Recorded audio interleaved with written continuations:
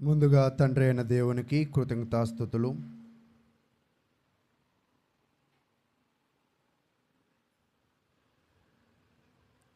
అదే విధముగా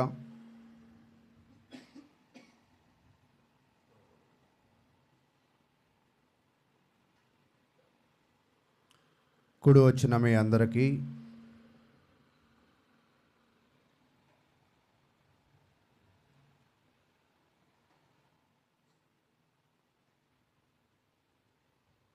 ప్రభు నామమున వందనాలు తెలియజేస్తూ ఉన్నాం. కొద్ది నిమిషాలు దేవుని యొక్క వాక్యమును మనము ధ్యానించుకుందాం.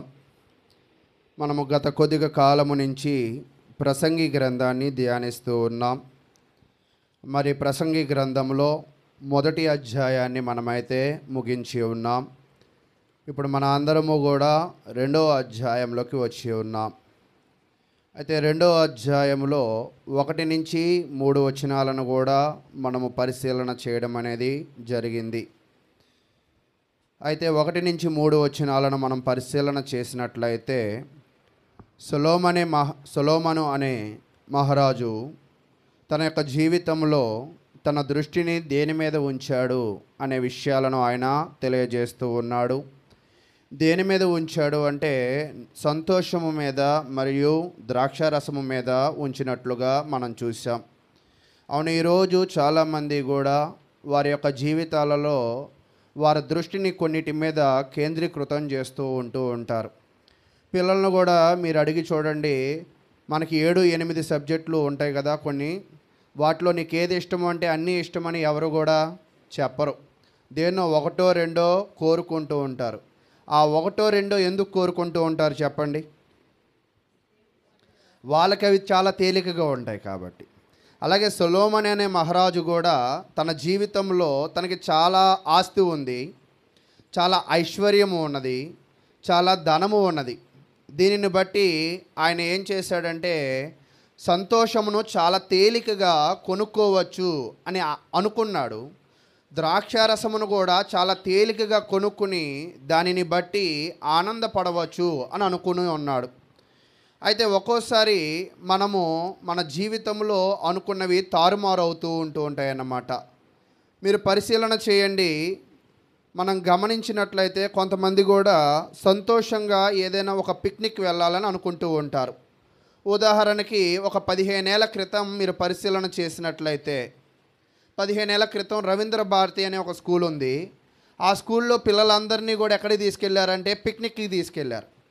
ఆ పిక్నిక్కి తీసుకువెళ్ళిన తర్వాత జరిగిన పరిస్థితి ఏమిటంటే పిక్నిక్లో కొంతమంది పిల్లలు చనిపోయారు. అక్కడికి ఎందుకు వెళ్ళాలని అనుకున్నారు? వాళ్ళు సంతోషపడాలని వెళ్ళాలనుకున్నారు. కానీ తిరిగి వచ్చేటప్పుడు ఏం పట్టుకుని వచ్చారు? సంతోషాన్ని పట్టుకొచ్చారా లేదా విషాదాన్ని పట్టుకొచ్చారా? విషాదమును లేదా బాధను. ఈరోజు మన జీవితంలో కూడా ఒక్కోసారి ఏమనుకుంటూ ఉంటామంటే సంతోషమును పొందాలి అని అనుకుని ప్రయత్నం చేస్తూ ఉంటాం. దురదృష్టవశాత్తు సంతోషానికి బదులుగా ఏం మిగులుతుందంటే బాధ కూడా మిగులుతూ ఉంటుంది. మరొక సందర్భాన్ని మనము ఆలోచన చేసినట్లయితే ఏదైనా పెండ్లి కార్యక్రమం అని అనగానే ఎక్కడ లేని బంగారం తెచ్చుకుని ఎప్పుడు ఇస్త్రీ చేయని చీర కూడా అప్పుడు ఇస్త్రీ చేసి వెళ్తూ ఉంటాం. ఎవరో వచ్చి నీ చీర బాగాలేదు అని అనగానే మనం ఏమైపోతాం? ఆ సంతోషం అంతా కూడా పోతుంది. అదేంటి, ఒక్క మాటే ఏం చేసిందంట సంతోషం మొత్తాన్ని కూడా తీసేసిద్ది. అలాగే సొలొమోను కూడా తన జీవితంలో ఏం చేయాలనుకున్నాడంటే సంతోషమును వెతకాలనుకున్నాడు. కానీ అతనికి సంతోషము దొరికిందా లేదా అంటే అతనికి ఉన్న ధనము వల్ల సంతోషము దొరకలేదు. అతనికి ఉన్న తాగిన ద్రాక్షారసం వలన సంతోషము దొరకలేదు. ఈరోజు మనము కూడా ఒక్కోసారి ఏం చేస్తామంటే సంతోషమును ఎతకడానికి అనేకమైన ప్రయత్నాలు చేస్తూ ఉంటాం. కానీ ఒక్కోసారి దురదృష్టవశాత్తు అది మనకి దొరకదు. అయితే దొరకకపోయినప్పుడు మనం ఏం చేయాలి, ఎలా జీవించాలి అనేది ఈ ప్రసంగి గ్రంథం మనకి చాలా వివరంగా తెలియజేస్తూ ఉందన్నమాట. చూడండి, ముందుగా యేసుక్రీస్తు వారి యొక్క బోధలలో ఆయన తెలియజేసిన ఒక వచనాన్ని చదువుకుని ముందుకు వెళ్దాం. మత్తయి సువార్త 6వ అధ్యాయం మత్తయి సువార్త 6వ అధ్యాయము 19వ వచనం నుంచి మనం చదువుకుందాం. మత్తయి సువార్త 6వ అధ్యాయము 19వ వచనం నుంచి. భూమి మీద మీ కొరకు ధనమును కూర్చుకొనవద్దు, ఇక్కడ చిమటయు తుప్పును తినివేయును, దొంగలు కన్నము వేసి దొంగిలెదరు. పరలోకమందు మీ కొరకు ధనము కూర్చుకొనుడి, పరలోకమందు మీ కొరకు ధనమును కూర్చుకొనుడి. అచ్చట చిమ్మటైనను తుప్పైనను దాని తినివేయదు, దొంగలు కన్నము వేసి దొంగిలలు. నీ ధనము ఎక్కడ ఉండునో అక్కడనే నీ హృదయము ఉండును అని తెలియజేశారు. అయితే ఇప్పుడు నేను చదివిన వాక్యం నాకు తెలిసి మీరు ఎవరు ఎప్పుడు విని ఉండరు, అంతేనా? ఎప్పుడైనా విన్నారా? చాలాసార్లు విన్నోళ్ళు చేతులు ఎత్తండి. అంటే ఖచ్చితంగా అందరూ కూడా చాలాసార్లు ఈ మాట విన్నారు, అంతేనా? అయితే ఇక్కడ దీని అర్థం ఏమిటి అంటే, భూమి మీద మీ కొరకు ధనమును కూర్చుకొనవద్దు అని చెప్తూ ఉంది. ఈరోజు ఈ వాక్యాన్ని అనేక మార్లు మనం విన్నాం కదా. విన్నారని మీరే కదా ఇంత చేతులు ఎత్తారు. ఇప్పుడు మీ బ్యాంక్ అకౌంట్లో డబ్బులు లేవని, మీ బీరువాల్లో డబ్బులే లేవని, మా పింఛన్ నిన్నొచ్చింది ఈరోజు అయిపోయిందని అనే వాళ్ళు ఎవరైనా ఉన్నారు ఇక్కడ? అందరూ దాచుకునే వాళ్ళే. కానీ వాక్యం ఏం చెప్తుంది? దాచుకోకపోతే ఎలా బ్రతుకుతామండి? తర్వాత అడిగే ప్రశ్న ఏంటి మీరు? దాచుకోకపోతే ఎలా బ్రతుకుతాం? కానీ దేవుడు ఏం చెప్తున్నాడంటే, భూమి మీద మీ ధనమును కూర్చుకొనవద్దు. కూర్చుకోవడము అంటే ఏమిటి అండి? కూర్చుకోవడము, ఇప్పుడు మనం గమనించినట్లయితే మన దగ్గర ఇంచుమించుగా ఒక 60 కుర్చీలు ఉన్నాయి. 50 కుర్చీలు వేసాం, 10 కుర్చీలు దాసాం. అంటే మన అవసరానికి మించిన కుర్చీలు మనం ఏం చేసాం? కొంచెం ఉంచుకున్నాం. దానినే ఏమన్నారంటే కూర్చుకోవడము అని అన్నారు. అయితే దేవుడు కూడా ఇక్కడ మనకు తెలియజేస్తున్న విధానం ఏమిటి అంటే, నీ అవసరాల మేరకు ధనము ఉండడం అవసరమే. అవసరానికి మించిన ధనము అనేది నీకు ఏమవ్వకూడదంట? ఉండకూడదు. అలా ఉండినట్లయితే నీ జీవితంలో నీ ఆలోచన అంతా కూడా, నీ మనసంతా కూడా ఎక్కడ ఉంటుందంటే 21వ వచనంలో చెప్తూ ఉన్నాడు అన్నమాట. మత్తయి సువార్త 6వ అధ్యాయము 21వ వచనం. నీ ధనం ఎక్కడ ఉండునో అక్కడనే నీ హృదయము ఉండును. భూమి మీద ఒక వ్యక్తి తన జీవితంలో ఏదైతే కూర్చుకుంటాడో, ధనమే కాదు, చూడండి, ఇష్టమైన ఆహారం ఇంట్లో పెట్టారనుకోండి, ఒక్కోసారి మనకేమనిపించింది? మనం వెళ్ళేదాకా ఉంచుతారా లేదా ఎవరైనా తినేస్తారా? ఇలాంటి ఆలోచనలు మనకి బాగా పెరుగుతూ ఉంటాయి. అంటే మనం ఏదైనా కూర్చుకున్నాము అంటే దాని మీద మన దృష్టి బాగా ఉంటుందన్నమాట, అంతేనా? అయితే ప్రియులారా, సొలొమోను కూడా తన జీవితంలో ఏం కూర్చుకున్నాడంటే, చాలా ఆస్తిని కూర్చుకున్నాడు, చాలా బంగారమును కూర్చుకున్నాడు, చాలా రాజ్యములను కూర్చుకున్నాడు, అనేకమైన భార్యలను కూర్చుకున్నాడు. అయితే ఇప్పుడు సొలొమోను దృష్టి అంతా కూడా దేని మీద ఉండిద్ది? వాటి మీదే ఉండిద్ది. ఇక్కడ మనకేం తెలియజేశాడంటే, మనము దేనిని కూర్చుకుంటామో మన ఆలోచనలన్నీ కూడా వాటి మీదే ఉంటాయి. అయితే ఇప్పుడు సొలొమోను ఆలోచనలు కూడా ఎక్కువ శాతము వేటి మీద ఉన్నాయంటే, ఆ ధనము మీద, ఆ బంగారము మీద, ఆ రాజ్యము మీద తన దృష్టి ఉన్నది. అయితే ఈయనేం చేయాలనుకున్నాడంటే, వాటితో సంతోషమును కొనాలనుకున్నాడు. ఒక్కోసారి డబ్బుతో బట్టలు కొనుక్కోవచ్చు, పచారీ సరుకులు కొనుక్కోవచ్చు, కానీ సంతోషమును కొనలేం. మీరు గమనించండి, ఒకవేళ ఎమ్మెల్యే అయ్యేదాకా ఎమ్మెల్యే రాలేదనిపించింది, ఎమ్మెల్యే వచ్చిన తర్వాత క్యాబినెట్లో మంత్రి పదవి రాలేదనిపించింది, అంతేనా? అంటే మనిషికి ఎక్కడా కూడా ఏమి ఉండదంట? సంతృప్తి ఉండదు, సంతోషం ఉండదు. భూమి మీద నువ్వు వేటి మీదైనా కూడా దృష్టి పెట్టినట్లయితే అవి నీకు ఏమి ఇవ్వలేదంటే సంతోషముని ఇవ్వలేదు. మీరు కూడా గమనించినట్లయితే లూకాసు వార్త, మార్కు సువార్తలో ఉపమానాలు ఉంటాయి. ఒక తండ్రి తన 2 పిల్లల మీద ఆశలు పెంచుకున్నాడు. ఆశలు పెంచుకున్నప్పుడు ఒక కొడుకు వచ్చి ఏమడిగాడు? వెంటనే నా ఆస్తి నాకు ఇవ్వు అన్నాడు. అప్పుడు ఆ తండ్రి ఏమయ్యాడు? బాధపడ్డాడు. అంటే ఇక్కడ నేనేం చెప్పాలనుకుంటున్నానంటే మన జీవితంలో కొన్నిటి మీద మనం ఏం పెట్టుకుంటామంటే ఆశలు పెట్టుకుంటాం. కానీ ఆశలు ఒక్కోసారి ఏమైపోతాయి, నిరాశలు అయిపోతూ ఉంటాయి. అయితే ఇప్పుడు సొలొమోను కూడా తన ఆశంతా ఏంటంటే తనము ధనము ద్వారా తనకు కలిగిన రాజ్యమును బట్టి, తనకు కలిగిన అధికారమును బట్టి ఆయన ఏం చేయాలనుకున్నాడంటే సంతోషపడాలని అనుకున్నాడు. సొలొమోనే కాదు, మనం ఏం చేస్తామంటే యవన కాలమందు మనకు కలిగిన వాటితో మనం ఏం చేయాలనుకుంటామంటే సంతోషపడాలని అనుకుంటూ ఉంటాం.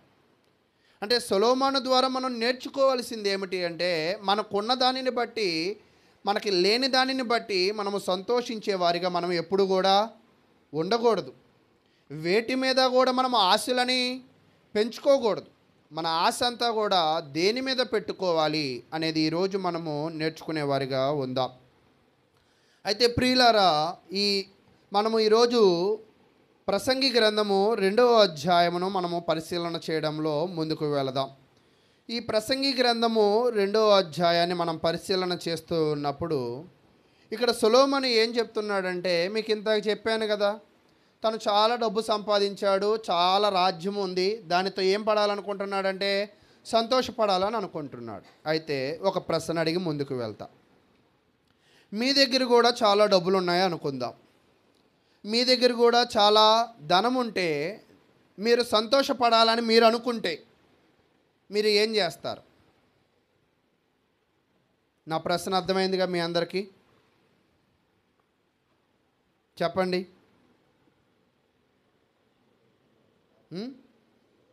మంచి ప్రార్థన కూడికి పెట్టి అందరికి భోజనాలు పెట్టాలని అనుకుంటారు. ఏం లేదా? అలా ఏం లేదా? అలా కూడా ఉంటుందా?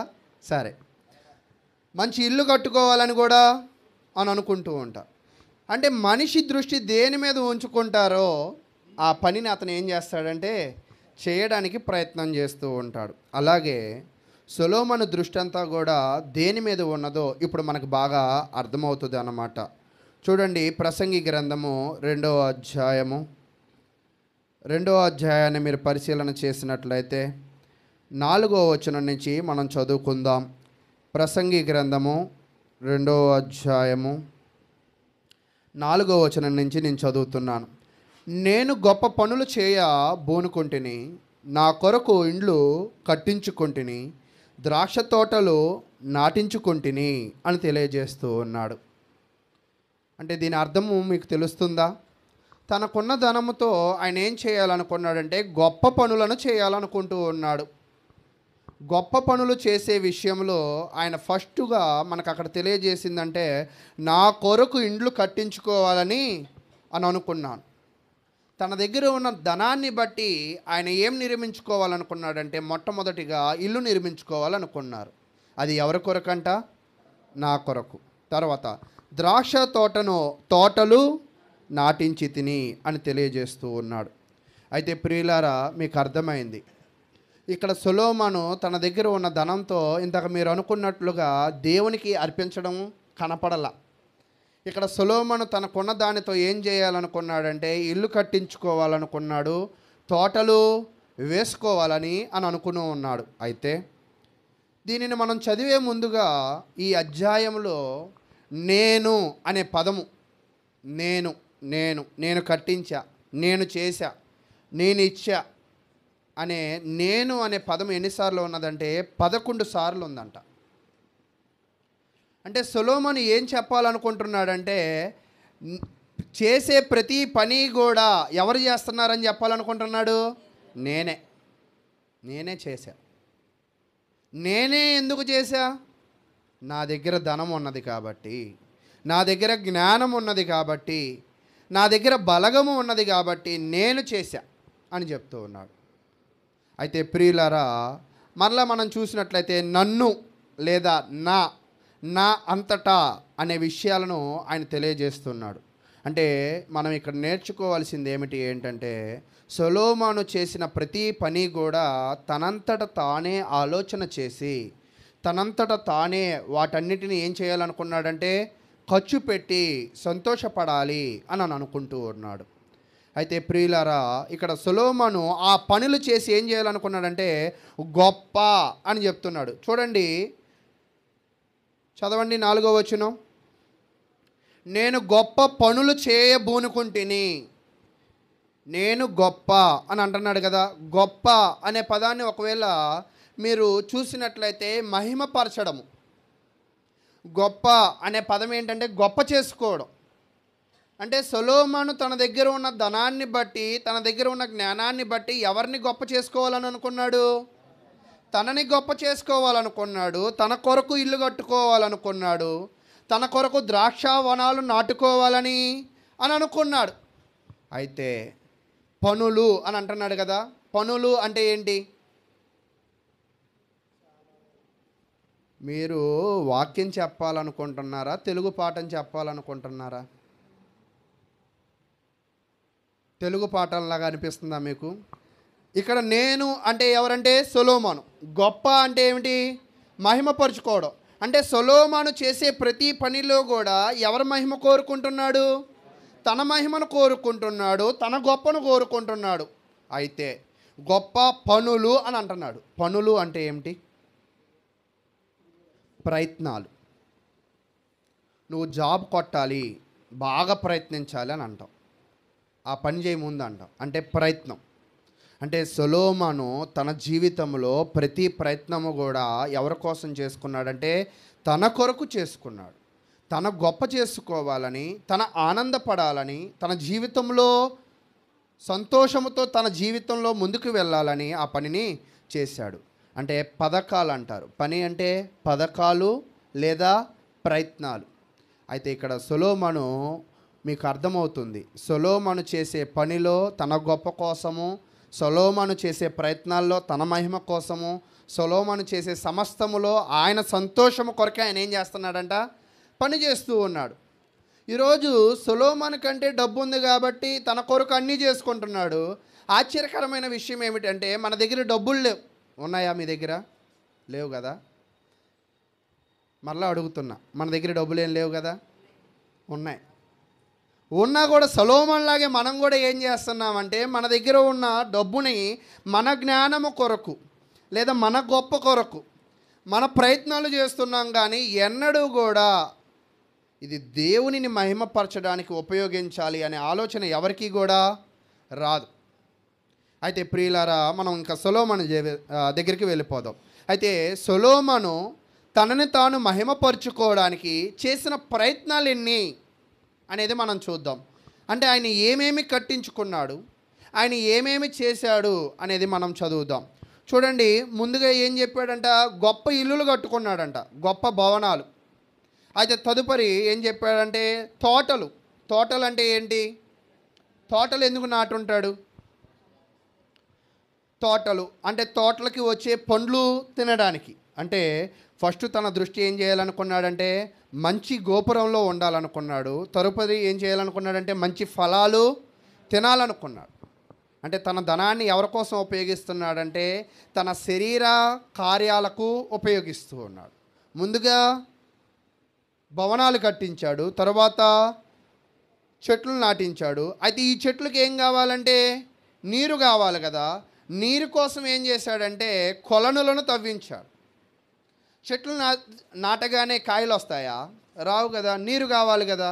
అంటే సొలొమోను చేసే ప్రయత్నము చాలా పకడ్బందీగా ఆయన గోపురంలో ఉండాలి. ఆ గోపురం చుట్టూ ఏముండాలంట? చెట్లు ఉండాలి. ఆ చెట్లకి ఏముండాలంట? కాయలు ఉండాలి. ఆ చెట్లకి కాయలు రావాలంటే ఆ చెట్లకి ఏం పోయాలా? నీరు పోయాలి. కాబట్టి ఆ నీరు కోసం కొలనులను ఏం చేశాడంటే తవ్వించాడు. అయితే ఈ చెట్లను మరి పాదులు కట్టి నీళ్లు పోయాలంటే ఎవరు కావాలి? మనుషులు కావాలి. అంటే తర్వాత ఆయన ఎవరిని సమకూర్చుకున్నాడంటే పనికత్తులను, పనివారును సమకూర్చుకున్నాడు. అయితే ఇక్కడ దాకా సొలొమోను శాకాహారిగా కనపడుతున్నాడా, మాంసాహారిగా కనపడుతున్నాడా? శాకాహారిగానే కనపడుతున్నాడు. అంటే సొలొమోను ఇప్పుడు ఏం చెప్తున్నాడంటే మాంసాహారి అయిపోయాడు. అంటే ఇప్పుడు సొలొమోను ఏం సంపాదించాలనుకున్నాడంటే గొర్రెలు, మేకలు. ఆయన ఇన్వెస్ట్మెంట్ అంతా దేని మీద పెట్టాడంట? గొర్రెలు, మేకలు. అయితే పూర్వము యొక్క చరిత్రను మీరు పరిశీలన చేస్తున్నట్లయితే మనిషి యొక్క సంపాదనను దేనితో పోలుస్తారంటే మాకు అన్ని ఇల్లులు ఉన్నాయి, మాకు అన్ని గుట్టల పొలాలు ఉన్నాయి, అన్ని ఎకరాల పొలాలు ఉన్నాయి, మాకు అన్ని మామిడి చెట్లు ఉన్నాయని చెప్పేవాళ్ళు. తర్వాత మామిడి చెట్లే కాదు, మాకు ఇన్ని గొర్రెలు ఉన్నాయి, మాకు ఇన్ని మేకలు ఉన్నాయి అని అనేవాళ్ళు. మీకున్నాయా? మీకు లేవు. అయితే మీకు లేవేమో, మీకు ఒక 4 తరాలు వెనక్కి వెళ్ళినట్లయితే వాళ్ళు ఆర్థికంగా ఉన్నవాళ్ళే. అయితే పూర్వములో ఆస్తిని ఎలా కొలుచుకునే వాళ్ళంటే ఇళ్ళను బట్టి, పొలాలను బట్టి, జంతువులు బట్టి పోల్చుకునేవాళ్ళు. అయితే ఇక్కడ దాకా ఎన్ని సంపాదించాడంట చెప్పండి? మొదటిది ఏంటంట? భవనాలు, తర్వాత తోటలు, తర్వాత తోటలకు కాయలు వస్తాయి, దాన్ని ఇంకేం సంపాదించక్కర్లా. తర్వాత పొలాలకి చెట్లకు కావాల్సిన నీరు, తర్వాత ఆ చెట్లకు పని చేయాల్సిన మనుషులు. అయితే ఆ తర్వాత ఆయన ఏం సంపాదించుకున్నాడంటే గొర్రెలను, మేకలను సంపాదించుకున్నాడు. అయితే వీటన్నిటిని పెంచి పోషించాలంటే అతని దగ్గర ఏముండాలి? ధనం ఉండాలి. అయితే ఇప్పుడు ధనం మీద బాగా దృష్టిని కూడా పెట్టాడు. అయితే ఇక్కడ నేను ఒక చిత్రం చెప్తాను, అంటే నేను ఒక బొమ్మ వేయలేను కానీ ఒక ఇమేజింగ్ చెప్తా చూడండి. ఆయన ఒక గోపురంలో విలాసంగా కూర్చొని పండే చెట్ల నుంచి వచ్చే కాయలు తింటూ, పనివారికి పని చెప్తూ, గొర్రెలు మేపే వాళ్ళని లెక్కలు అడుగుతూ, ఇప్పుడు ఆయన ఏం చేస్తున్నాడంటే గాన గాయకుల్ని పిలుచుకున్నాడు. ఎవరినంట? గాన గాయకుల్ని పిలుచుకుని ఆ పండు తింటూ, ఆ పాటలు వింటూ ప్రశాంతంగా ఏం చేయాలనుకున్నాడు ఆ జీవితాన్ని. అయితే సొలొమోన్ అంటే అన్నుండి సంతోషంగా ఉన్నాడు. మనం కూడా సొలొమోన్కి తక్కువేం కాదు. ఇలాగా చూడండి, మనం కూడా టీవీ పెట్టుకుని ఒక మ్యూజిక్ ఛానల్ ఆన్ చేసి మనకున్న అంట్లని పీచుతో రుద్దుతూ, సేవకుడు వచ్చినప్పుడు ఆ పీచు అది ఇసిరి ఆ పాటలు ఆపి, సొలొమోనులాగా మనం కూడా విలాసవంతంగా మన ఇళ్లల్లో మనం ఏం చేయాలనుకుంటామంటే సంతోషాన్ని అనుభవించాలని చాలా ప్రయత్నమే చేస్తూ ఉంటాం. అయితే ప్రియులారా, కానీ యేసుక్రీస్తు ప్రభు వారి బోధలో ఒక విషయాన్ని చెప్తూ ఉన్నాడు. ఏమిటి అంటే లూకాసు వార్త 9వ అధ్యాయం. లూకాసు వార్త 9వ అధ్యాయాన్ని మీరు పరిశీలన చేసినట్లయితే 23వ వచనాన్ని మనం చదువుకుందాం. లూకాసు వార్త 9వ అధ్యాయము 23వ వచనం. మరియు ఆయన అందరితో ఇట్లనెను, ఎవడైనను నన్ను వెంబడింప గోరిన ఎడల తన్ను తాను ఉపేక్షించుకొని ప్రతిదినము తన సిలువను ఎత్తుకొని నన్ను వెంబడింపవలెను. తన ప్రాణమును రక్షించుకొని గోరువాడు దాన్ని పోగొట్టుకొనును, నా నిమిత్తమై తన ప్రాణము పోగొట్టుకొని వాడు దానిని రక్షించుకొనును అని తెలియజేస్తూ ఉన్నాడు. అయితే ఈ విషయాన్ని మీరు చదువుతూ ఉన్నప్పుడు మీకు అర్థం కావాల్సింది ఏమిటంటే దేవునిని మనము వెంబడించాలంటే మన జీవితంలో చాలా వదులుకోవాలి. సిలువను మోయడము అంటే ఏమిటి అంటే, మీరు చూడండి, సిలువను మోసేటప్పుడు ఒక్కొక్కరు వాళ్ళకి అర్థమైన కోణంలో చెప్తూ ఉంటారు. నేను అర్థం చేసుకున్న కోణం ఏంటంటే, సిలువను ఎత్తేటప్పుడు కొద్ది నిమిషాల్లో యేసుక్రీస్తు ఏం కోల్పోతాడు? తన ప్రాణాన్ని కోల్పోతాడు. ఏం విడిచిపెడతాడు? భూమిని విడిచిపెడతాడు, బంధువులను విడిచిపెడతాడు, స్నేహితులను విడిచిపెడతాడు. విడిచిపెట్టి సిలువను మోసి ఎందుకు చేస్తున్నాడు ఇంత కష్టమైన పని?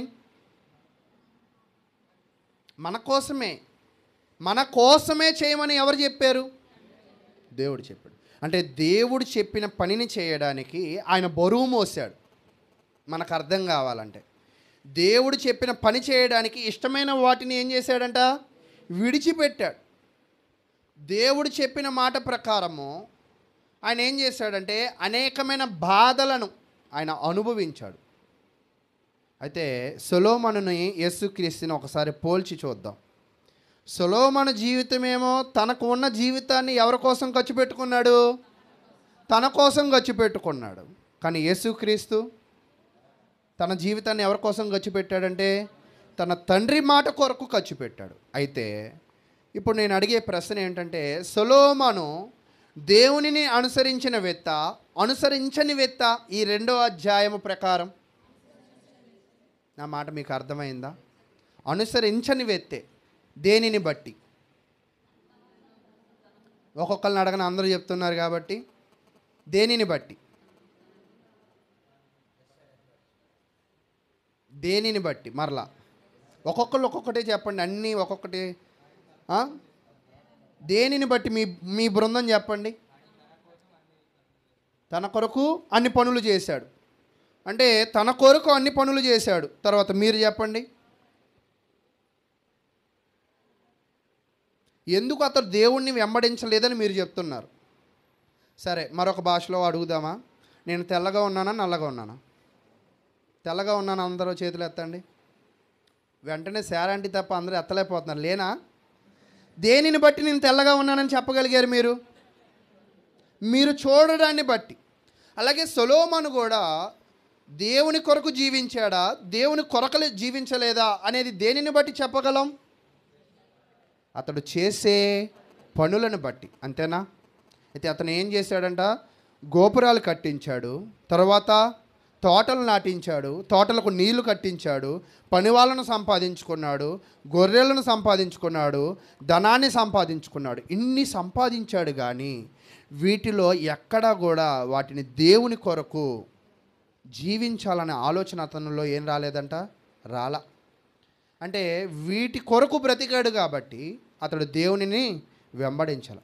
అంటే దేవునిని వెంబడించాలనుకున్న వాడు ఏం చేయాలంటే వాటిని విడిచిపెట్టాలి. అంటే గోపురములను విడిచిపెట్టాలి, ఒక్కోసారి తోటలను విడిచిపెట్టాలి, ఒక్కోసారి మనకు కలిగిన ప్రతి దానిని కూడా మనం ఏం చేయాలంట? విడిచిపెట్టాలి. మీరు చూడండి, అపోస్తులుగా పిలువబడిన వాళ్ళు 12 మంది ఉన్నారు కదా. వాళ్ళు 12 మంది ఇంట్లో ఉండి వాక్యం ప్రకటించారా, వీధి వీధి తిరిగి వాక్యం ప్రకటించారా? నా ప్రశ్న అర్థమైంది మీకు?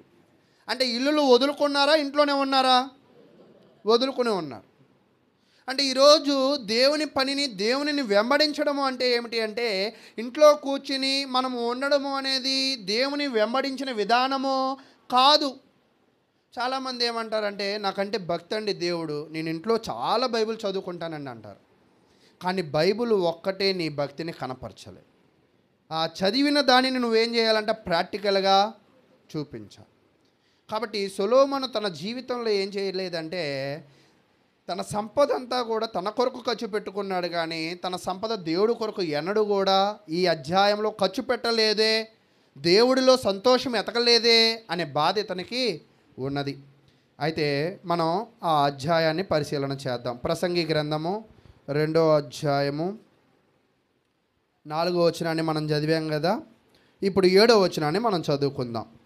పనివారిని పనికత్తెలను సంపాదించుకొంటిని, నా ఇంట పుట్టిన దాసులు నాకుండిరి, యెరూషలేమునందు నాకు ముందుండిన వారు అందరికంటే ఎక్కువగా పశుల మందలను, గొర్రె మేకల మందలను బహు విస్తారముగా సంపాదించుకుంటుని. అంటే ఇక్కడ సొలొమోను ఏం చెప్పాలని ప్రయత్నం చేస్తున్నానంటే, నేను సంతోషం ఎక్కడ ఎతకాలనుకున్నానంటే గోపురంలో ఎతకాలనుకున్నా, తోటల్లో ఎతకాలనుకున్నా. అయితే మీ అందరికీ నేను ఒకటి చెప్తున్నా, ఏంటో తెలుసా? నాకు ముందు ఎవరు కూడా, నాకున్న గొర్రెలు ఎవరికి కూడా లేవు, నాకున్న ఆస్తి ఎవరికి కూడా లేదు అని చెప్తూ ఉన్నాడు. చెప్తూ ఆయన ఏం ప్రయత్నం చేస్తున్నాడంటే, అతని దగ్గర ఎవరు ఉన్నారంట? పనికత్తెలను సంపాదించుకున్నాడంట, పనివారు. అయితే పనివారిని సంపాదించుకోవడం అంటే ఏంటంటే, జీతం ఇస్తే పని వాళ్ళు ఉంటారు. అక్కడ ఇంకో మాట చెప్తున్నారు, నా ఇంట పుట్టిన దాసులు నాకుండిరి. నా ఇంట పుట్టిన దాసులు అంటే ఏంటో తెలుసా?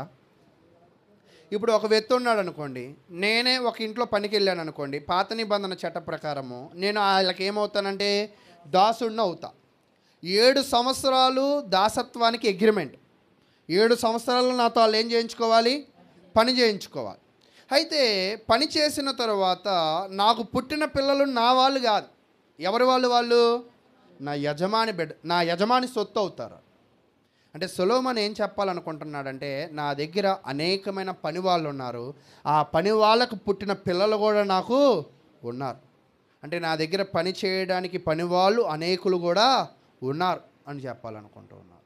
అయితే ప్రియులారా, ఇక్కడ మీరు గమనించినట్లయితే సొలొమోను తన జీవితంలో చెప్పాలనుకుంటున్న ముఖ్య ఉద్దేశం ఏమిటి అంటే, ఈ యొక్క గోపురాలు కట్టే విషయంలో, తోటలు సంపాదించే విషయంలో, తర్వాత నీళ్లు అంటే కొలనులు తవ్వే విషయంలో, తర్వాత పనివాళ్ళ విషయంలో, తర్వాత మేకలు గొర్రెల విషయంలో, ధనం సంపాదించే విషయంలో నేను చాలా పేరు ప్రఖ్యాతులను సంపాదించేశా. చూడండి, అదే చెప్తున్నాడు 9వ వచనం. నాకు ముందు యెరూషలేము నందున్న వారందరికంటేనో నేను గనుడనై అభివృద్ధి నొంది తిని.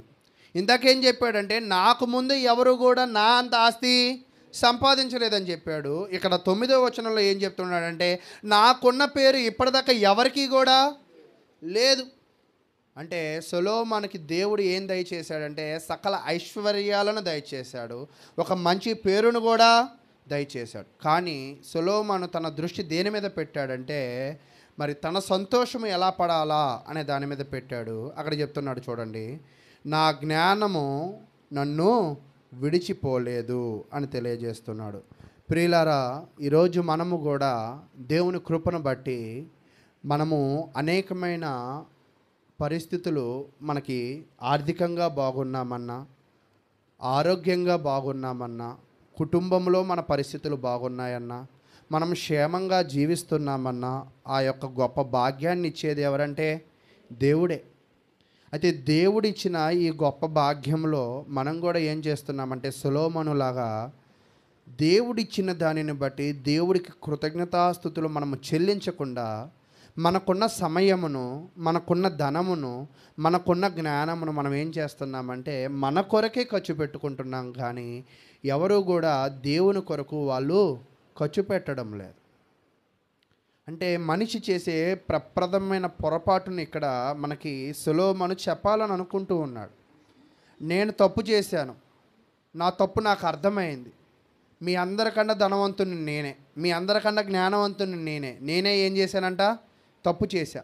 నేను చేసిన తప్పు నువ్వేం చేయక, నువ్వు చేయబాక అనేది మనకి ఇండైరెక్ట్ మెసేజ్ ఆయన మనకి ఇస్తూ ఉన్నాడు.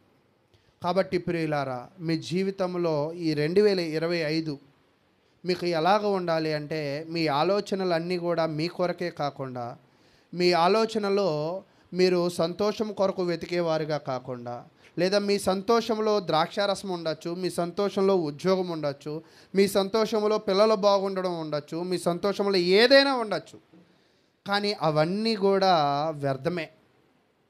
ఒక మనిషి దేనిని బట్టి సంతోషపడాలంటే ఫిలిప్పీయులకు రాసిన పత్రిక 4:4 16 ఏం చెప్తుంటంటే ప్రభువునందు ఆనందించుడి, మరలా చెప్పుదును ప్రభువునందు ఆనందించుడి. సొలొమోను చేసిన పొరపాటు ఏంటంటే సంతోషం ఎక్కడ ఎతికాడంటే ఆస్తిపాస్తుల్లో ఎతికాడు, గొర్రెల మేకల్లో ఎతికాడు, శాకాహారము మాంసాహారాల్లో ఎతికాడు. కానీ సంతోషం ఏమవ్వలేదంట, దొరకలేదు అని చెప్తూ ఉన్నాడు. అయితే 9వ వచనానికి వచ్చేసేపాటికి సారాంశము అంటే అర్థం ఏంటి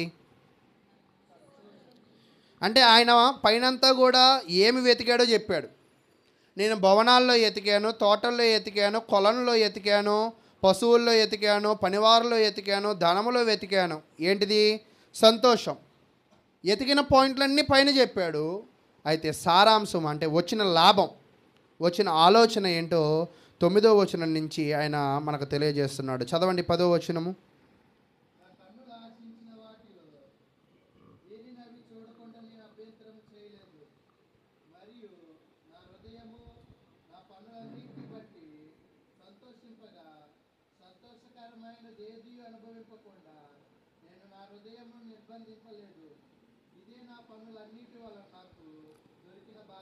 చాలు. ఇక్కడ సొలొమోను తన జీవితంలో ఆయన ఏం చెప్పాలని ప్రయత్నం చేస్తున్నాడంటే నాకున్న ధనాన్ని బట్టి నా పేరు నలుదిశలా వ్యాపించింది, అయితే కానీ సంతోషము నాకు ఏమవ్వలేదంట, వ్యాపించలేదు. ఈరోజు నిజముగా పని దొరికితే ఆనందం అనుకుంటాం, ఒక్కోసారి పని భారం పెరిగి బాధపడుతూ ఉంటాం. నేను కూడా నాది ఐటీఐ అయిపోయిన తర్వాత మేము డీజిల్ మెకానిక్ చదివిన తర్వాత ఒక మంచి ట్రైనింగ్ సెంటర్ ఎతకాలనుకున్నాం. ట్రైనింగ్ సెంటర్ అంటే కారు మెకానిజం నేర్చుకోవాలనుకున్నప్పుడు రెజ్యూమ్ ఇచ్చేటప్పుడు మేము ఏం చూసేవాళ్ళం అంటే ఎన్ని కార్లు ఉన్నాయి ఇక్కడ అని చూసుకునేవాళ్ళం, ఎంతమంది పని చేసేవాళ్ళో చూసుకునేవాళ్ళం. బాగా పని ఉన్న చోట రెజ్యూమ్ ఇవ్వాలనుకుంటే రెజ్యూమ్ ఇచ్చాం. రెజ్యూమ్ ఇచ్చిన తర్వాత పని చేసి చేసి చేసి అలిసిపోయి చికాకు పుట్టి అసలు అనవసరంగా ఇక్కడ రెజ్యూమ్ ఇచ్చానే అని అనిపించింది. ఒక్కోసారి మనం కూడా మన జీవితంలో ఇది దొరికితే ఆనందం అని ముందు అనుకుంటాం, దొరికిన తర్వాత ఈరోజు కొన్ని వివాహాలు కూడా చేసుకునేటప్పుడు ఎలా ఉంటాయంటే, వివాహాలే కాదు కొన్ని పరిస్థితులు కూడా ఎలా ఉంటాయంటే చేసుకునేదాకా కూడా ఆగం, చేసుకున్న తర్వాత ఎందుకు చేసుకున్నా అనుకున్న పరిస్థితులు కనపడతాయి. కొంతమంది ఇల్లులు కట్టేదాకా కూడా కట్టుకున్నంత కాలం కూడా ఉండరు, మళ్ళీ అమ్ముకోవాలనిపిస్తూ ఉంటుంది.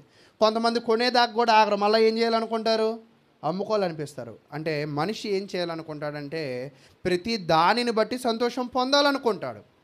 కానీ అక్కడ వచ్చిన పర్యవసానాల వల్ల అది మళ్ళీ ఏమైపోద్దంట, వదులుకుంటే పోలా అని అనుకుంటూ ఉంటాం.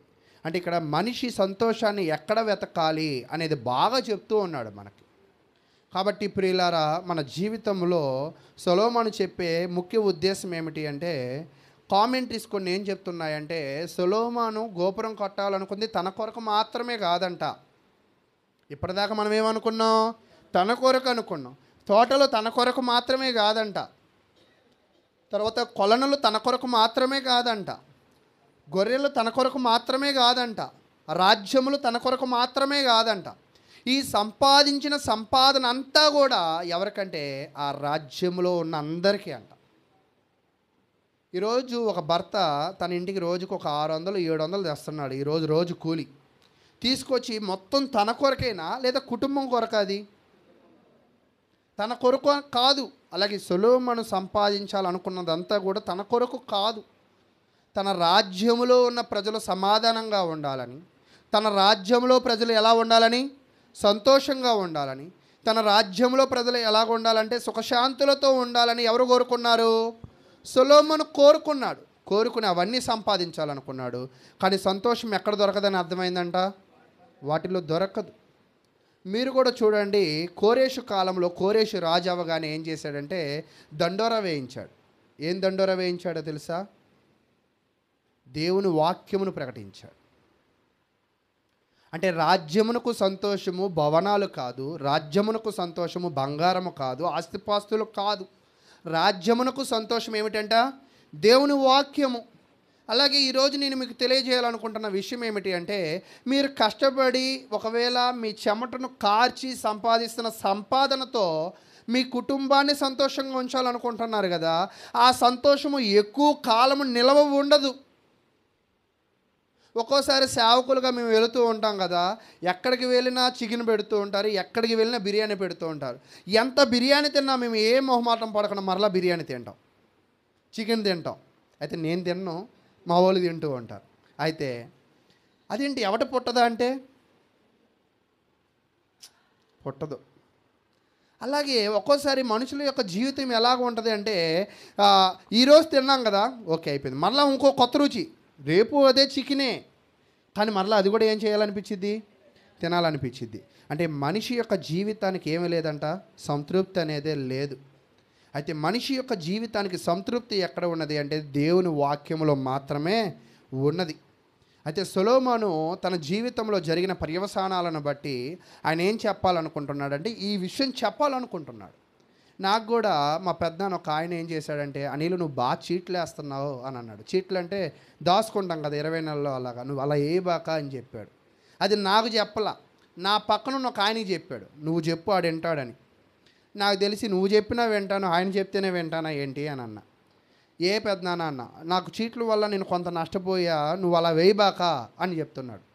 అది విని నడుచుకుంటే నాకేమైద్ది, మేలు. మీరు గమనించండి, 1 సంవత్సరంన్నర క్రితం భానునగర్ కట్టమే ₹1,00,00,000 ఎక్కొట్టిన వాళ్ళు ఉన్నారు, బావాజీపేటలో ఎక్కొట్టిన వాళ్ళు ఉన్నారు, విజయ టాకీస్లో కూడా చీట్లు ఎక్కొట్టిన వాళ్ళు ఉన్నారు. అంటే ఇక్కడ నేనేం చెప్పాలనుకుంటున్నానంటే, చీట్లు వేసి ఆనందపడాలి, డబ్బు సమకూర్చుకోవాలని ఎవరు అనుకున్నారు? నేను అనుకున్నా. సలహా ఎవరిచ్చారు? ఒక పెద్ద ఆయన ఎవరో ఇచ్చారు. దాని ప్రకారంగా నేను చేశాను అనుకో, ఎవరికి మేలు?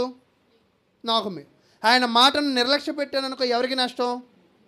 నాకు నష్టం. అలాగే సొలొమోను కూడా తన జ్ఞానంతో మనకేం చేయాలనుకుంటున్నాడంటే, ఉచిత సలహా అంటారు కదా, న్యాయమైన సలహా అంటారు కదా, వాటిని మనకి ఇవ్వాలని ప్రయత్నం చేస్తుంది. అయితే దానిని నువ్వు విని గ్రహించావా, ధన్యుడివే. నువ్వు వినకుండా నీ దృష్టిని నీ సమయాన్ని వీటి కొరకు ఖర్చు పెట్టావా, నువ్వు నీ జీవితాన్ని ఏమవుతావంటే కష్టాల పాలయ్యే అవకాశం ఎక్కువగా ఉంటుందన్నమాట. అయితే ప్రియులారా, మరి పరిశోధన యొక్క సారాంశము 9 నుంచి 11 దాకా పరిశీలన చేసినట్లయితే ఏం చెప్తూ ఉంటాడంటే,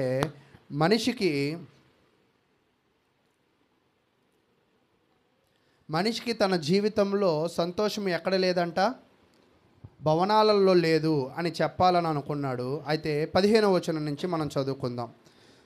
ప్రసంగి గ్రంథము 2వ అధ్యాయము 15వ వచనాన్ని చదువుకుందాం.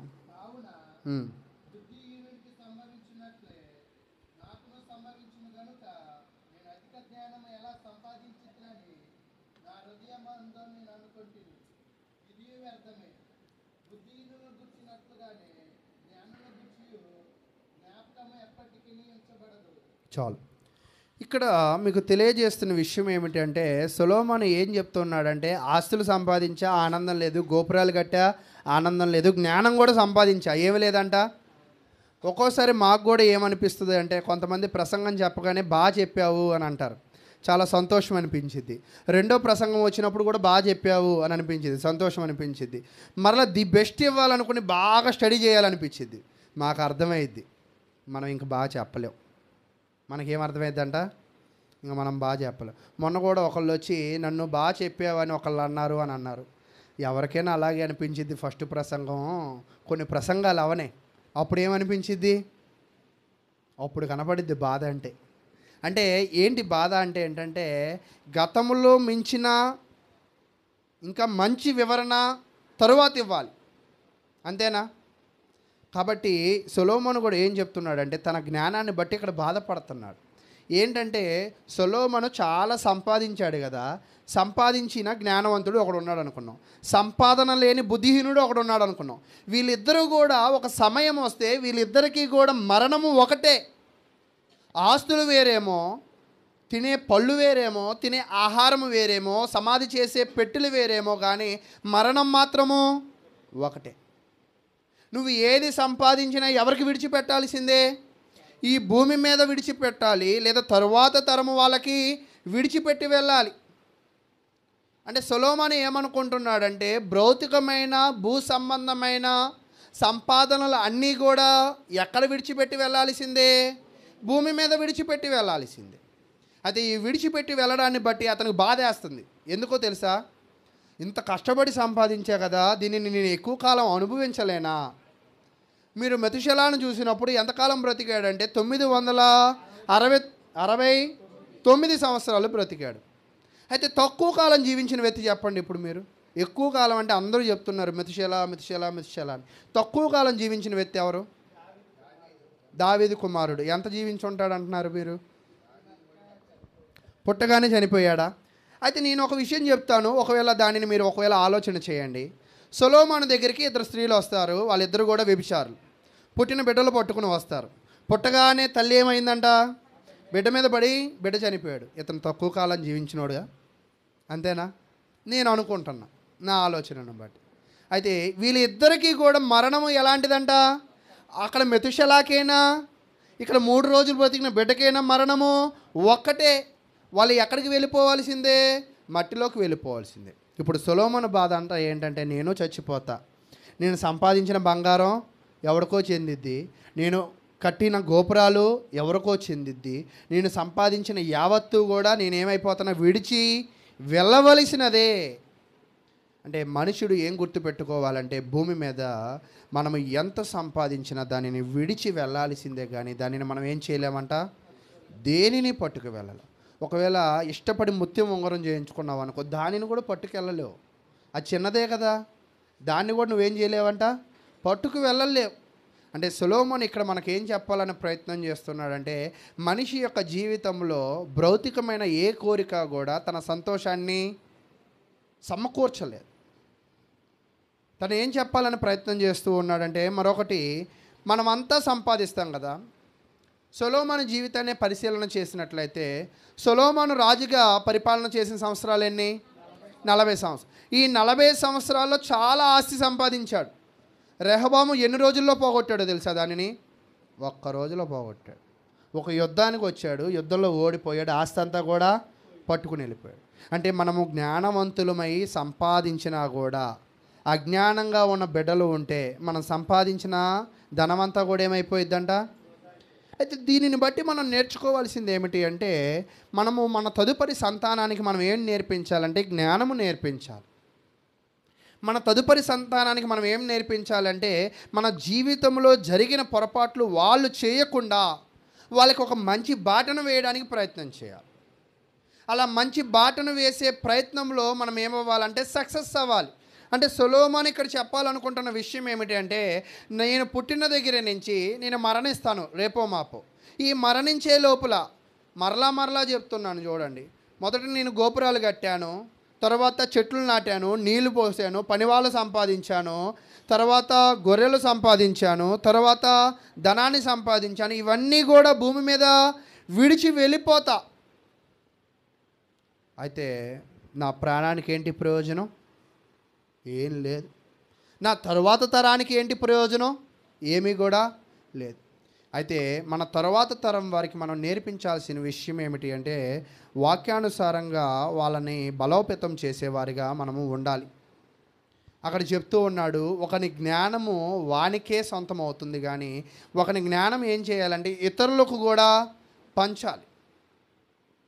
ఈరోజు మన జీవితంలో మనము దేవుని వాక్యం వినడమే కాదు, మనము రక్షింపబడమే కాదు, మన కుటుంబమును కూడా దేవునిలో మనం ఏం చేయాలంటే స్థిరపరిచేవారిగా ఉండేవాళ్ళుగా మన జీవితంలో ఉండాలి.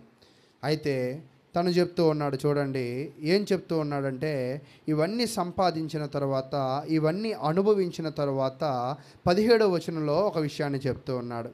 ప్రసంగి గ్రంథము 2వ అధ్యాయము 17వ వచనము.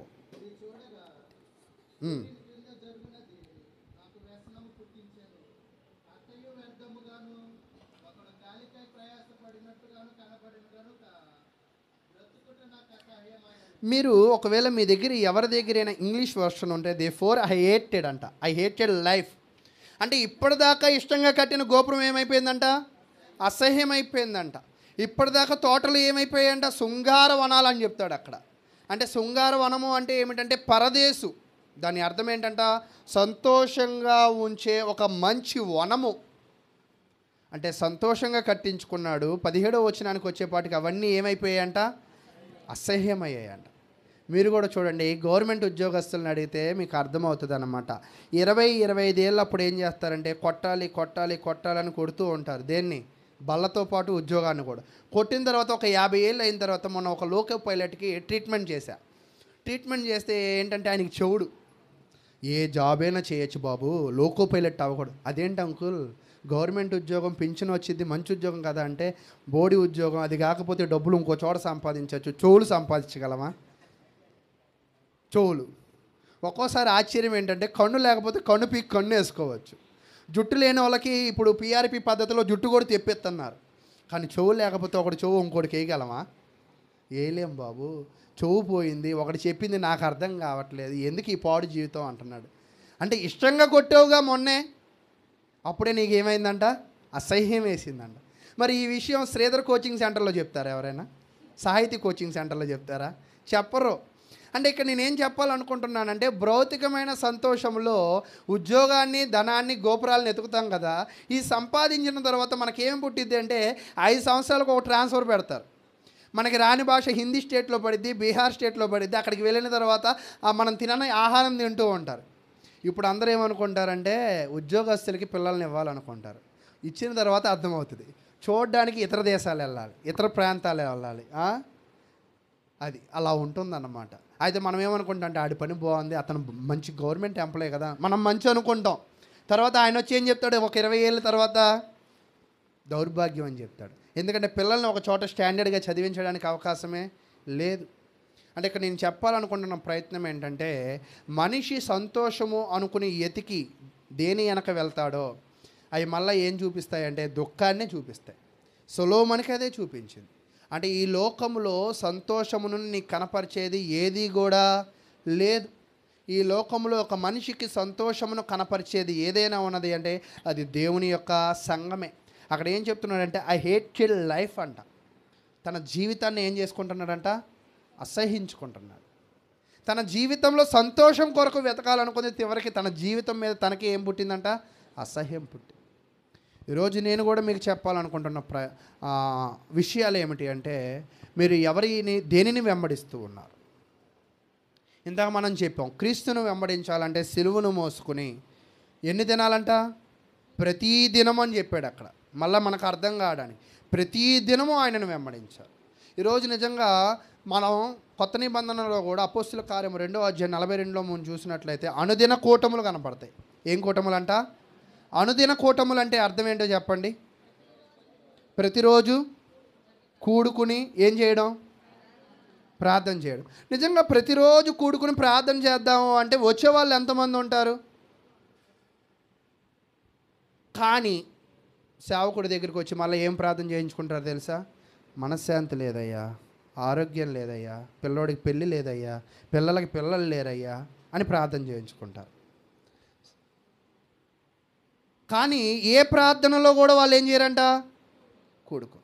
అంటే ఒక వ్యక్తి ప్రార్థనలో కూడుకోకుండా ఒక వ్యక్తి లోకమును వెంబడించి సొలొమోనులాగా, ఒక వ్యక్తి తన జీవితం అంతా లోకానికి ఖర్చు పెట్టుకుని, ఒక వ్యక్తి తన కష్టమంతా కూడా లోకములో ఉన్నవాడికి ప్రయాసపడి సంతోషం కోసం మళ్ళీ ఎవరి దగ్గరికి వస్తున్నారంట?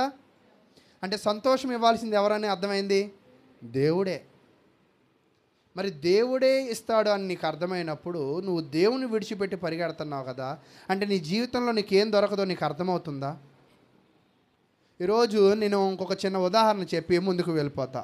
ఏంటంటే రైల్వే స్టేషన్లో 5వ నెంబరు ప్లాట్ఫామ్లో విశాఖ ఎక్స్ప్రెస్ అని ఉంది. మనకు తెలిసిన వాళ్ళు ఎక్కేశారు. ఎక్కేసి కొంత దూరం వెళ్ళిన తర్వాత వరంగల్ వెళ్ళా బ్రదర్ అన్నాడు. ఎటు వెళ్ళాడంట? వరంగల్. అది విశాఖ ఎక్స్ప్రెస్సే, విశాఖపట్నం వెళ్ళేదే. కానీ ఇప్పుడు ఇది విశాఖపట్నం నుంచి అటువైపు వెళ్తుంది. వీళ్ళు విశాఖ ఎక్స్ప్రెస్ అనగానే ఏం చేసేసారంట? ఎక్కారు. ఎక్కడికి వెళ్ళిద్దని ఎక్కారు? విశాఖపట్నం వెళ్ళిద్దని ఎక్కారు. కానీ అది ఎటు వెళ్ళింది? వరంగల్ వెళ్ళేది. అంటే ఒక్కోసారి మనం చూసి మోసపోతూ ఉంటాం. కానీ సొలొమోను ఏం చెప్తున్నాడంటే, నేను నా కన్నులతో చూసా, నా హృదయంతో అన్నీ కూడా అనుభవించి నేను మీకు ఏం చెప్తున్నానో తెలుసా? ఇవన్నీ కూడా వ్యర్థమే, ఇవన్నీ వేస్ట్ అంటే అప్పుడు మీరు ఏం చేస్తారు?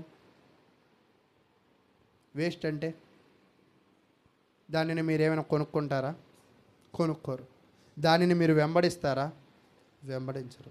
అయితే ఈ లోకము కూడా దేవుడు వాక్యం ఏం చెప్తుందంటే అంతాయు కూడా వ్యర్థమే. 18వ వచనం, సూర్యుని కింద నేను ప్రయాసపడి చేసిన పనులన్నిటినీ నా తర్వాత వచ్చేవానికి నేను విడిచిపెట్టవలనని తెలుసుకొని నేను వాటి అందు అసహ్యపడి తిని. పాపం ఎన్నో కలలు కని ఉంటాడు, ఎక్కువ కాలం అనుభవిద్దామని. కానీ తర్వాత చివరికి ఏం అర్థమైందంట? ఇవన్నీ నేను ఎవరికైనా విడిచిపెట్టాలి అని. అయితే దీనికి కామెంట్రీస్ ఏం చెప్తున్నారంటే, మనమంట ఎప్పుడు కూడా మన తరువాత తరానికి ఎక్కువ ధనాన్ని మిగల్చకూడదంట. అంటే మిగల్చకూడదంటే నువ్వు తిని తాగేసేమని కాదు ఇక్కడ అర్థం. అయితే నీ జీవితం ధనం ఎప్పుడు సంపాదించగలవు? ఇందా నీకు చెప్పావు, నీ హృదయం ఎక్కడున్నది? నీ ధనం మీద. ధనం ఎక్కడి నుంచి రావాలి నీకు? పని చేస్తే వచ్చిద్దా? ఊరికినే కూడా వచ్చి పడిద్దా? పని చేస్తే. అంటే ఒక వ్యక్తికి ఇక్కడ ఏం చెప్పాలనుకుంటున్నాడంటే, నీ సమయం అంతా ధనము సంపాదించుకోవడం కొరకు కాకుండా నీ అవసరాల నిమిత్తం నువ్వు సంపాదించుకుని మిగిలిన సమయం అంతా కూడా అనుదిన కూటములలో నువ్వేం చేయాలంట? ఉపయోగించాలి. అప్పుడు అది నీకేం కలగజేసిద్దంట? మేలు కలగజేసిద్ది. నువ్వు అలా అనుదిన కూటముల్లో హాజరు కాకుండా, నీ సంఘములో జరిగే ప్రార్థనలకు హాజరు కాకుండా, దేవునిని వెతకకుండా, కొంతమంది మరి ఆశ్చర్యంగా ఉంటారు. పనిచేసే వాళ్ళని కదిపే వాళ్ళు ఉంటారు, తెలుసా మీకు? ఇల్లు పనిచేసేలా యూనిటీ చెడగొట్టే వాళ్ళు ఉంటారు, తెలుసా మీకు? అదేంటి అలా జరిగిందా, ఇదేంటి ఇలా జరిగిందా? ఇన్వెస్టిగేషన్ ఆఫీసర్స్ అలాంటి వాళ్ళని ఎప్పుడైనా చూసారా మీరు? మీరు చెప్పండి, ఇన్వెస్టిగేషన్ ఆఫీసర్ అంటే ఏంటి? ఇప్పుడు సపోజు తరుణ్ నేను పాట పాడామనుకోండి, తరుణ్ నీ పాట చాలా బాగుండిద్ది తెలుసా అని అన్నాం అనుకోండి. ఇప్పుడు తరుణ్కి ఏమొస్తుంది? అనిల్ నువ్వు బాగా వాక్యం చెప్తావు నీకు తెలుసా అని అన్నారనుకోండి. ఇప్పుడు ఏమొచ్చింది ఈ అనిల్కి తరుణ్కి? అతిశయం వచ్చింది. ఈ అతిశయంలో మనం ఏమవుతామంటే, నేను అనిల్ కన్నా బాగా పాడగలను అని తరుణ్ ఏం చేస్తాడంటే నన్ను డామినేట్ చేయడానికి పెద్ద మైక్ పెట్టుకుంటాడు. మా ఇద్దరి మధ్య ఐక్యత ఏమైపోద్ది? ఆటోమేటిక్గా లోపించిద్దా, ముందుకెళ్ళిద్దా? సరే, ఇక్కడ మీకు తెలిసిన విషయమే, నాగటిని సమానంగా ఉన్న ఎద్దుల మీద వేయాలా, అసమానంగా ఉన్న ఎద్దుల మీద వేయాలా? ఒకళ్ళు వచ్చి నువ్వు అసమానంగా ఉన్నావు నీకు తెలుసా అని అందనుకో, ఏమైద్ది?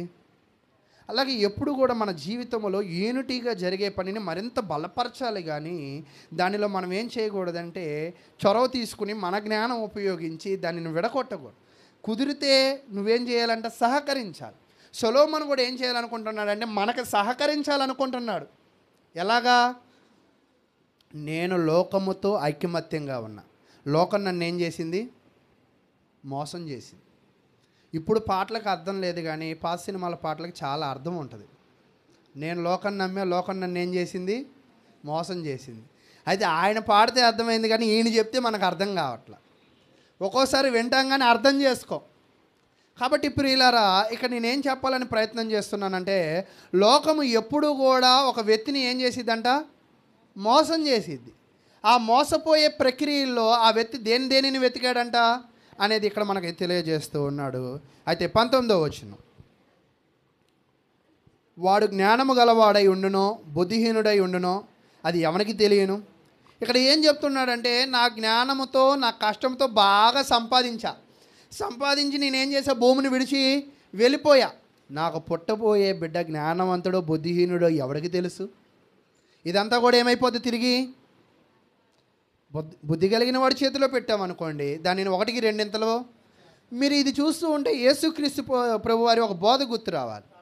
తలాంతులు, 5 తలాంతులు, 2 తలాంతులు, 1 తలాంతు. 5 వాడు ఏం చేశాడు? 10 చేశాడు. 2 వాడు ఏం చేశాడు? 4 చేశాడు. 1 వాడు ఏం చేశాడు? సరే, బాగా చెప్పారు, అప్రిషియేట్ చేస్తున్నాను. దీంట్లో మీరెవరు? 5 తలాంతులు అంటే అనుదినం ప్రార్థనలో కనపడాలి, 2 తలాంతులన్నా కనపడాలి, నీ పార్టిసిపేషన్ ఉండాలి. 1 తలాంతో అంటే ఏం చేయాలంటే, అక్కడికి వెళ్ళిన ఈ అనిలే చెప్తాడు. మేము ఆయన్ని పిలవమంటే ఆయన్ని పిలవడు. ఈ అనిల్ మావులోడుగా యేసుపాదం గారే బెస్ట్. ఎవరిని పిలవమంటే పిలిచేవాడు. పెద్ద ఆయన చక్కగా చెప్తే వినేవాడు. ఈయన వచ్చిన దగ్గర నుంచి ఈ కుర్చీ అటేస్తాడు, ఈ బల్ల ఇటేస్తాడు. అసలకే ఇరుకంటే కొత్తది ఏదో కొని తెచ్చాడు. ఈయనకి పని లేదు అనుకున్నారా? నిజం చెప్పండి. ఇప్పుడు అనుకోరు, ఎక్కడ అనుకుంటారో నాకు తెలుసు. మరలా తర్వాత నాకు వినపడతాయి ఇవన్నీ. సరే, విన్నా కూడా మనం ఏం చేయగలం? విని వదిలేయగలం తప్ప. అలాగే ఇక్కడ మనం కూడా మన జీవితంలో ఇక్కడ ఏం చెప్తున్నాడంటే, ఎప్పుడు కూడా మన సమయాన్ని ఇక్కడ సొలొమోను బాగా వివరంగా చెప్పేది ఏంటంటే, నీకున్న సమయమును కొంత ఎవరికి ఖర్చు పెట్టాలంట? నీ కొరకు. కొంత ఎవరి కొరకు? అది నీది కాదు. కొంత దేవుని కొరకు ఖర్చు పెడితేనే, కొంత నీ కొరకు కష్టపడే దాంట్లో ఆయన ఏం చేస్తాడంటే నిన్ను అభివృద్ధి పరుస్తాడు. కొంతమంది అంటారు, ప్రార్థనకు రాకుండా ఆస్తిపరులైన వాళ్ళు లేరా అని అంటారు. ఉన్నారు. కానీ మీరు గమనించండి, ఇశ్రాయేలు రాజుల చరిత్ర సాయంత్రం పూట చెప్తున్నా కదా, మీరు ఎక్కడైనా గమనించండి, రాజుకు పుట్టిన సంతానమే రాజులు అవుతున్నారా? ఎవరెవరో రాజులు వస్తున్నారా? ఎవరెవరో వస్తున్నారు. దానికి గల కారణం ఏంటంటే, నువ్వు భక్తిగా ఉన్నావు అనుకో, నీ తర్వాత సంతానాన్ని దేవుడు ఏం చేస్తాడు? తర్వాత తర్వాత తర్వాత తర్వాత నువ్వే భక్తిహీనుడు అయితే దీవించు. అంటే సొలొమోను ఇక్కడ చెప్పాలనుకుంటుంది ఏంటంటే, నువ్వు సంతోషంగా ఉండాలంటే నువ్వు భక్తిగా ఉండు. నీ సంతోషాన్ని తర్వాత ఎవరికి ఇస్తాడు దేవుడు? నీ పిల్లలకి ఇస్తాడు. తర్వాత ఎవరికి ఇస్తాడు? అయితే ఒక్కోసారి పిల్లలకి ఇవ్వడానికి లడ్డూ దగ్గర ప్రయత్నం చేస్తాం, బూందీ దగ్గర ప్రయత్నం చేస్తాం, ఇంట్లో ఉన్న పిల్లలకు భోజనాల ప్లేట్లు కూడా ప్రయత్నం చేస్తాం, కానీ దేవుడు వాక్యం ప్రయత్నం చేయాలి. మనం ఎప్పుడు కూడా మన ప్రయత్నం ఎప్పుడు కూడా ఆస్తులు సమకూర్చే విషయంలో ఉండకూడదు, బంగారాలను సమకూర్చే విషయంలో ఉండకూడదు. అందుకేనండి మాకు ఎన్నున్నా కూడా ప్రార్థనలకి తీసుకురాం. ఈ అనిల్ ఇలాంటి వాక్యాలే చెప్తాడు. నిజంగా ఆశ్చర్యం ఏంటంటే, జనవరి 1వ తారీఖు అందరూ మెరిశారు. తర్వాత మొదటి వచ్చే ఆదివారంలో అందరూ భేదోళ్ళు అయిపోయారు. మళ్ళీ 1వ తారీఖు రమ్మంటే ఎలా వచ్చింది? రాదు. అది ఎప్పుడో సంవత్సరానికి ఒకసారి వచ్చింది. అంటే మన దగ్గర ఉన్నాయి. అంటే ఇక్కడ నేనేం చెప్పాలనుకుంటున్నానంటే, మన సమయంలో నిజంగా మనకి దేవుడు కొన్ని ఇస్తున్నాడు. ఇచ్చిన దానిని బట్టి ఇంకా అభివృద్ధి పడాలంటే మనం ఏం చేయాలంటే, మన సమయాన్ని మరలా ఎవరికి ఖర్చు పెట్టాలి? దేవునికి ఖర్చు. అయితే మేము కూడా కొన్ని పరిశీలన చేసినప్పుడు కొన్ని విజయవాడలో, ఇతర ప్రాంతాల ఆంధ్ర రాష్ట్రాల్లో బైబిల్ స్కూల్స్ ఉన్నాయి. బాగా పనిచేశారు. బాగా పనిచేస్తే దేవుడు వాళ్ళని దీవిస్తే వాళ్ళ పిల్లలు వచ్చి దానిని బాగా ఏం చేయాలి? నడిపించాలి. ఆ కాలేజీలు ఇప్పుడన్నీ మూతపడిపోయే పరిస్థితులు. అంటే ఏంటంటే, వాళ్ళు సరిగా దేవుడు కోరుకునే విధంగా ప్రయత్నం చేయలేదు. పని చేశారు, కానీ వాళ్ళ వెతుకులాట సరైన విధంగా లేదు. అంటే దేవుడి దగ్గరికి వచ్చి వెతకాల్సిన విషయాలు ఏమిటి అనేది మనం బాగా నేర్చుకోవాల్సిన వారమే ఉండాలి. తర్వాత 21వ వచనాన్ని చదువుకుందాం.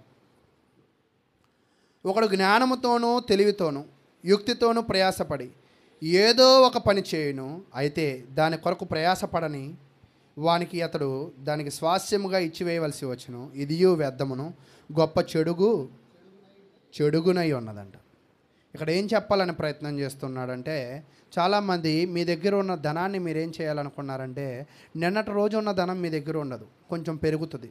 నిన్నటి రోజు వేసిన బట్ట మీరు వేరు, కొత్తవి కొనుక్కుంటూ ఉంటారు. నీ జ్ఞానంతో నీ ధనాన్ని పెంచుకుంటావు, నీ ఇంట్లో బట్టలు పెంచుకుంటావు, నీ ఇంట్లో వస్తువులు పెంచుకుంటావు.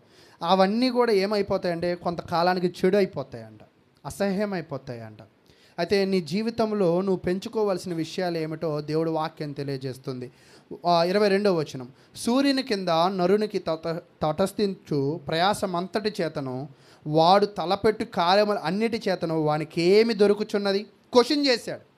నువ్వు రాత్రింబగలు కష్టపడుతున్నావు కదా, డబ్బులు తెస్తున్నావు కదా, ఇవన్నీ ఎక్కడికి పోతున్నాయి? ఇవన్నీ ఎక్కడికి పోతున్నాయి అని అడుగుతున్నాడు. అడుగుతూ ఉన్నప్పుడు 23 ఏం చెప్తుందంటే, వాని దినములన్నీ శ్రమకరములంట.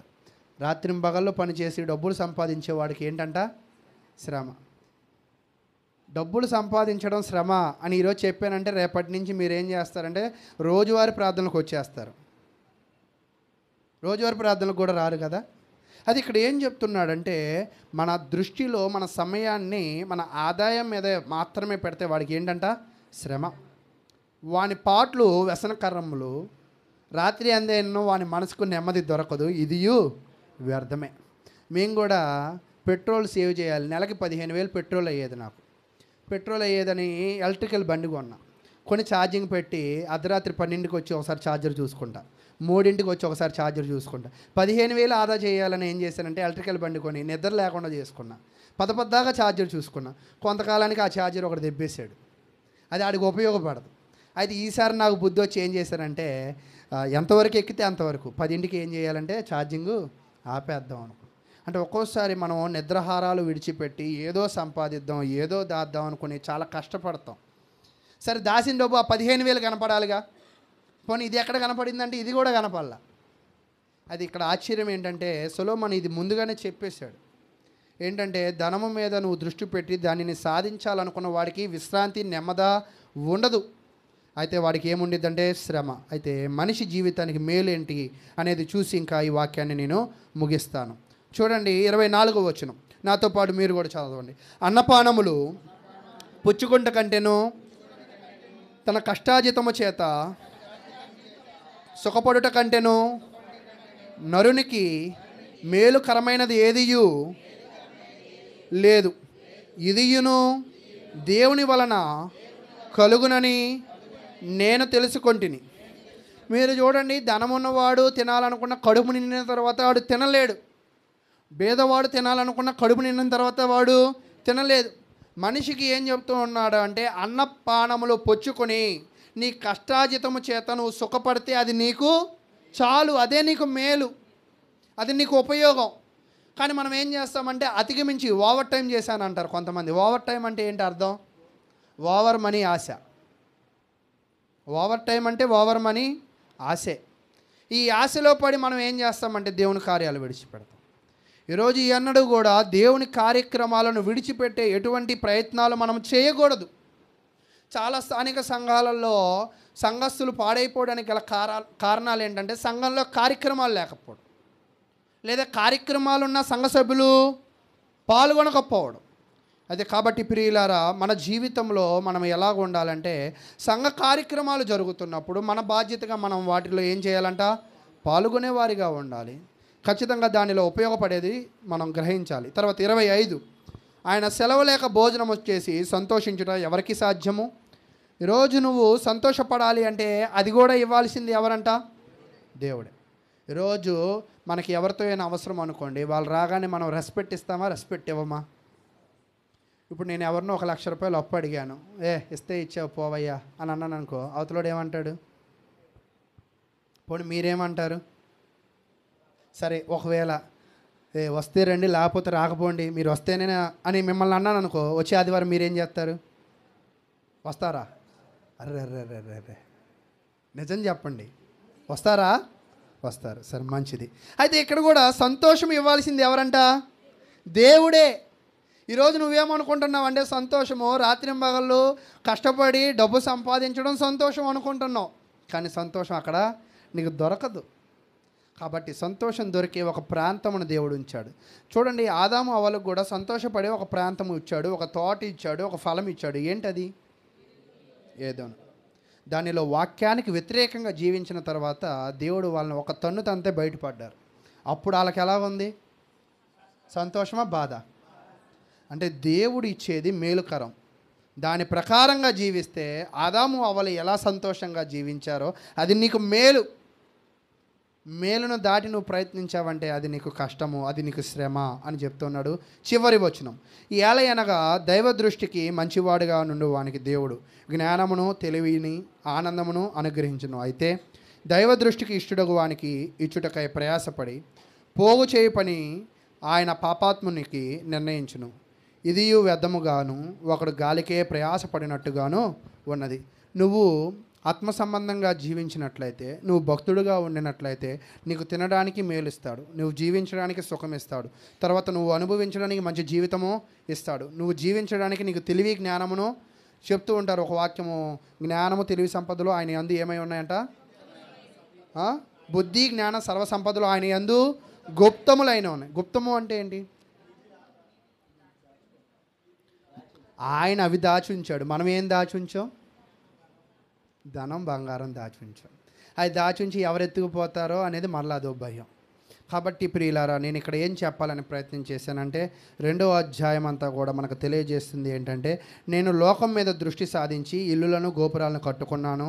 అలా ఒకవేళ మీ జీవితాన్ని కూడా మీరు ముందుకు తీసుకువెళ్ళినట్లయితే, భూనివాసం మీద దేని మీద నేను దృష్టి నిలిపితే అది నీకు చివరికి ఇచ్చే రిజల్ట్ ఏంటంటే బాధ.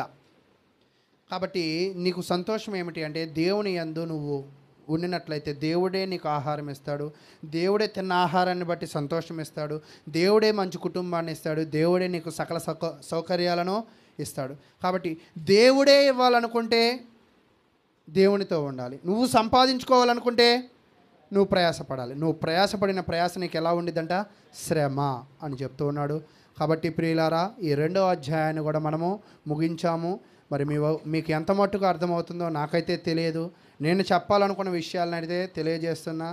అయితే కాబట్టి మీరందరూ కూడా